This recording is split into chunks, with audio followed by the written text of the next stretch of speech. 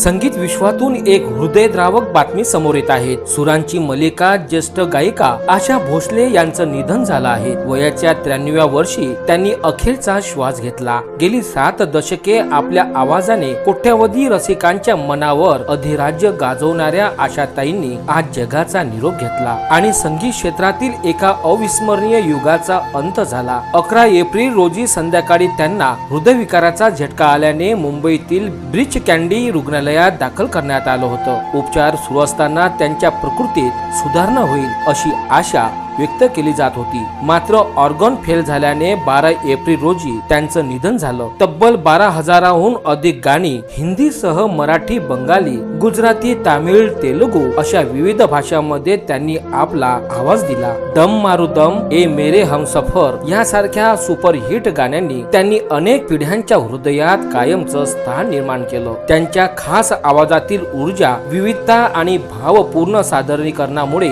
त्यांना Nightingale of India आणि queen of indie pop अशा मानाच्या उपाधी मिळाल्या होत्या। 13 एप्रिल रोजी सकाळी 11 वाजल्यापासून लोअर परळ येथील निवासस्थानी त्यांचं पार्थिव अंत्यदर्शनाकरिता ठेवण्यात येणार आहे, तर दुपारी 4 वाजता शिवाजी पार्क येथे त्यांच्यावर अंतिम संस्कार करण्यात येणार आहेत। आशाताईंच्या निधनाने केवळ बॉलिवूडच नाही तर संपूर्ण संगीत विश्व एका महान आवाजाला मुकलं आहे। विदर्भ मतदार परिवारांच्या वतीने भावपूर्ण श्रद्धांजली।